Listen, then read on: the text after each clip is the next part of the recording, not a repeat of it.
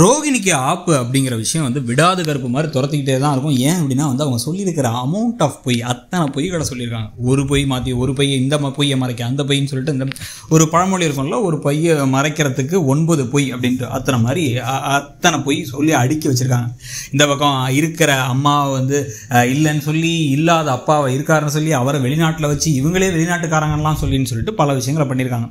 இவங்களோட பாஸ்போர்ட் எடுத்து பார்த்தாங்க, ஆதார் கார்டு எடுத்து பார்த்தாலே தெரிஞ்சிடும் இவங்க எந்த ஊர்லேருந்து வந்திருக்காங்க அப்படிங்கிறதுலாம். இதெல்லாம் வேறு விஷயம்னு வச்சுக்கோங்க. இதெல்லாம் வந்து எப்பயோ மாட்டிருக்க வேண்டியதுக்கான ஆப்வியஸான விஷயங்கள்.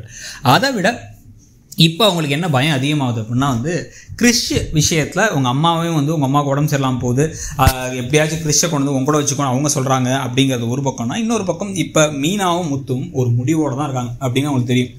எப்படியாச்சும் வந்து கிறிஸ்டை தத்தெடுத்து இந்த வீட்டுக்கு கொண்டு வரலாம், அடிக்கடி கிறிஸ்டை போய் பார்க்க போகிறது, இவங்க அங்கே போகும்போது அது மாற்ற மாதிரி 2 தடவை நடந்ததுனால இப்போ அவங்களுக்கு பயம் அதிகமாகிடுச்சு. இப்போ அதனால என்ன பண்ணுறாங்க, அவங்க ஃப்ரெண்டு வித்யாவை கூப்பிட்டுட்டு அவங்க கிளம்பி வந்து ஹாஸ்பிட்டல் போகிறாங்க. எதுக்கு அப்படின்னா மனோஜையும் விஜயாவையும் வாய் அடைக்க வைக்கணும். அப்படின்னா அதுக்கு ஒரே வழி என்ன அப்படின்னா வந்து அவங்களுக்குன்னு ஒரு குழந்தை, எங்களுக்குன்னு ஒரு குழந்தை பிறந்துச்சு அப்படின்னா அந்த குழந்தைய வச்சு இப்போதைக்கு மனோஜை முழுக்க என் பக்கம் எடுத்துக்கலாம்.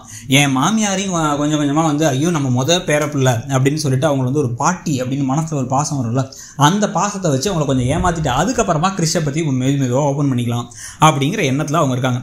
ஆனால் அவங்களுக்கு என்ன பிரச்சனை அப்படின்னா வந்து கிட்டத்தட்ட கல்யாணம் ஆகி 1 வருஷம் ஆகிடுச்சு, குழந்தை ஃபார்ம் ஆகலை, நாங்கள் ட்ரை பண்ணிட்டு தான் இருக்கோம், ஆனால் குழந்தை ஃபார்ம் ஆகலை அப்படிங்கும்போது எதுவும் பிரச்சனை இருக்கா அப்படின்னு பார்க்கறதுக்காக ஹாஸ்பிட்டலுக்கு இப்போ கிளம்பி போகிறாங்க. இப்போ ஹாஸ்பிட்டலில் வச்சு எதுக்கு இதெல்லாம் தேவையில்லாத ஒரு விஷயம் அப்படின்னா, எப்படி இருந்தாலும் எனக்கு குழந்தை வேணுங்கிறதுக்கு ட்ரை பண்ணி நடக்கலங்கும் போது டாக்டர்கிட்ட போய் பார்த்து எனக்கு எதுவும் பிரச்சனை இருக்கா அப்படிங்கிறத தெரிஞ்சுக்கிட்டு ஏதாவது சத்து குறைபாடு இருக்குது இல்லை ஏதோ ஒரு பிரச்சனை இருக்குன்னா அதுக்கு என்ன நிவர்த்தி பண்ணுறதுக்கான வழின்னு பார்க்கணும். எனக்கு சீக்கிரமே ஒரு குழந்தை வேணும் அப்படின்னு அவங்க பேசிக்கிட்டு இருக்கும் பொழுதே அவங்க ஃப்ரெண்டு கேட்குற கேள்வி கரெக்டான கேள்வி, வித்யா கேட்குற கேள்வி, நீ தான் ஏற்கனவே புள்ள பெற்றவளாச்சு, உனக்கு என்ன குறை இருக்க போகுது, ஏற்கனவே ஒரு குழந்தைய பெற்றவ தானே சக்ஸஸ்ஃபுல்லாக, அதனால் வந்து இன்னொரு குழந்தை பிறகுல என்ன பெருசாக பிரச்சனை வந்துட போகுது அப்படின்னு கேட்கும் பொழுது பின்னாடி யார் உட்காந்துருக்காங்கன்னு பார்த்தா அங்கே சீதா உட்காந்துருக்காங்க. சீதா உட்காந்துருக்கிறது தொலைவாக உட்காந்துருக்காங்களா கிட்ட உட்காந்துருக்காங்கிறது தான் அவங்க தெளிவாக என்ன விஷயத்தை கேட்டாங்கிறதுக்கு. ஏற்கனவே புள்ள பெற்றவ தானே நீ அப்படின்னு கேட்டதை மட்டும் அவங்க கேட்டிருந்தாங்கன்னா, ஏற்கனவே புள்ள பெற்றவங்க தான் இவங்களா, அப்போ என்னது உங்களுக்கு ஏற்கனவே கல்யாணம் ஆயிடுச்சா, அப்போ யார் இவங்க ஏதோ பொய் சொல்கிறாங்களா, என்ன நடக்குது அப்படின்னு சீதா யோசிக்கிறதுக்கான வாய்ப்பு இருக்குது.